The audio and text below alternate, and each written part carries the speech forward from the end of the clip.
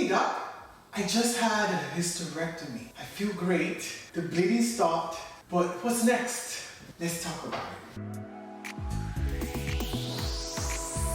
Hi, I'm Dr. O. I would like to talk about this topic of what women go through when they have what we call surgical menopause. We call it surgical menopause because they've just undergone a procedure called total or partial hysterectomy. So, an hysterectomy is a procedure that's done where we remove the female parts, the uterus, and sometimes the ovaries along with them. So when we do a total hysterectomy, what we mean is that we have taken the patient's uterus as well as their ovaries, the whole thing out. Sometimes this is done because the woman is having really severe bleeding on a monthly basis that's causing anemia, fatigue, pain. Maybe it's a huge fibroid in there that's causing discomfort, emotional issues, all of these problems. The solution at the end of the day is the OBGYN decides, okay, we've done everything we can to help non-surgically, it's time for this organ to come out. So the woman has a hysterectomy. In some cases, they're able to leave your ovaries. And when we do that, we say I've done a partial hysterectomy, which means that we've left your ovaries behind so they can continue to make those hormones that your body needs, like we've been talking about on this channel, how important they are, so that we don't take that out if we don't need to, but we can take the organ that's causing the bleeding and the pain and the discomfort, which is the uterus. We can just take that out. Since maybe you're not planning to have any more kids, let's remove that so you can have some relief. Okay, so now, here you are, that procedure has been completed, you healed well, the surgery went well, 6 weeks out, the doctor is saying you're good to return to everyday function. But then your question is, well, if I had a total hysterectomy, for example, well, now you just took all my female hormones. What am I supposed to do for those 100 or more different things that those hormones do every day? Like, doesn't that just go with it? And I'm here to tell you, yes. Those 100 or so function that your own body needs done on a daily basis have almost all gone with the surgery.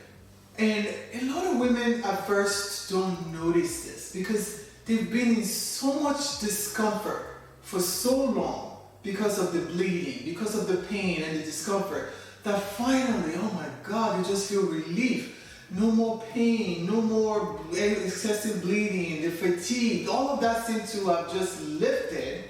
So temporarily you feel better. And then your body notices, wait a minute, I don't have estrogen to help my brain function and memory. I don't have testosterone to give me energy and focus. I'm missing progesterone for sleep. So after so long, the body starts to catch up like, hey, are we gonna help me out here? Right? And if nobody is helping it out, it starts to go into what we call the reserves, okay? What do I mean by that? Well, there are hormones in our body, like for example, one called DHEA. It's made in the adrenal gland.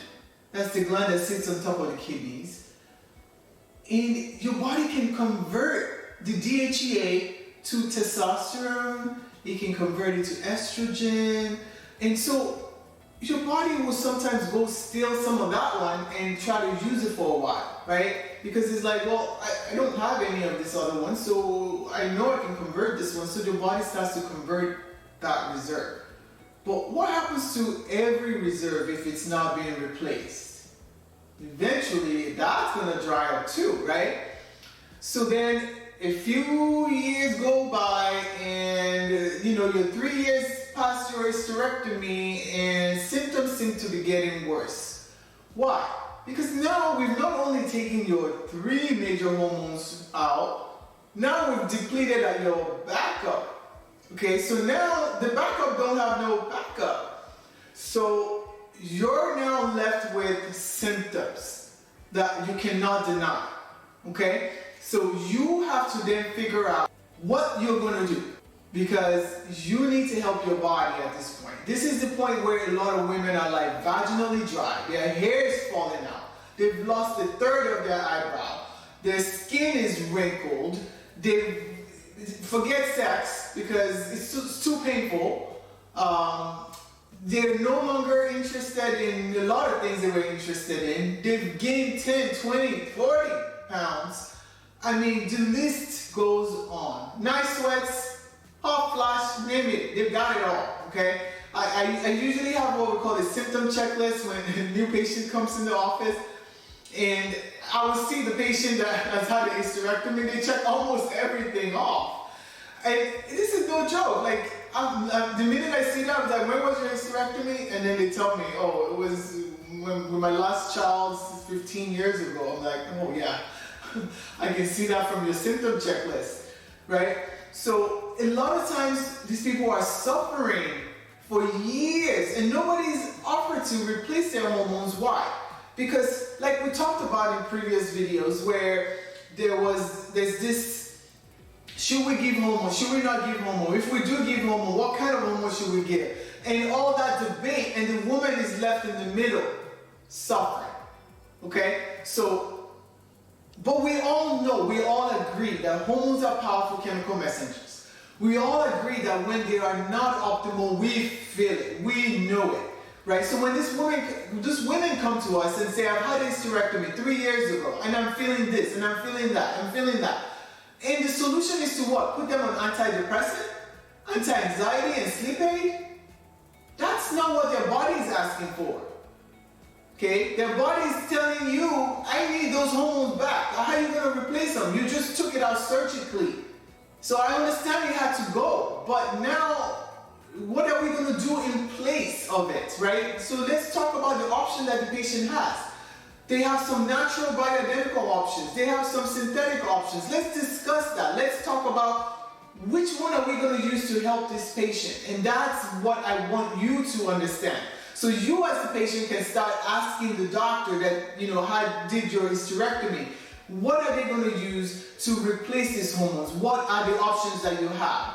And not let this fear of, hormones cause cancer, which we've talked about in our private group, right?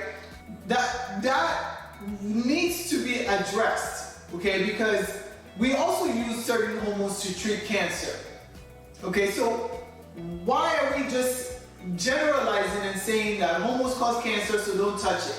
Yet this woman is experiencing symptoms that are clearly hormonally related, okay? So those are the things that we're looking for when we see these symptoms in patients that have had a hysterectomy. So if you have had a hysterectomy, please comment in the section below. Did you experience any of these things that I'm talking about here? Share with us. Let's see. We need to make more women aware, because hysterectomies are one of the most commonly prescribed or performed, I should say, surgeries in the US, actually globally.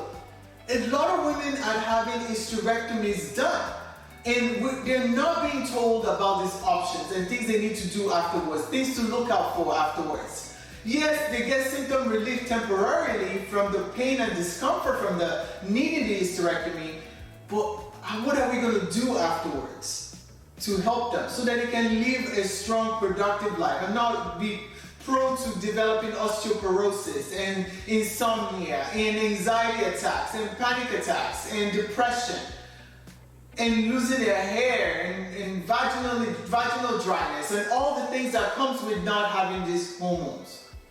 If this video was helpful, share it with someone that you know, a friend, another woman that you know has had hysterectomy. Maybe you've seen some of the symptoms in her. Share this video with them and help them understand that there is help. They just need to ask the right questions. I'll see you on the next one.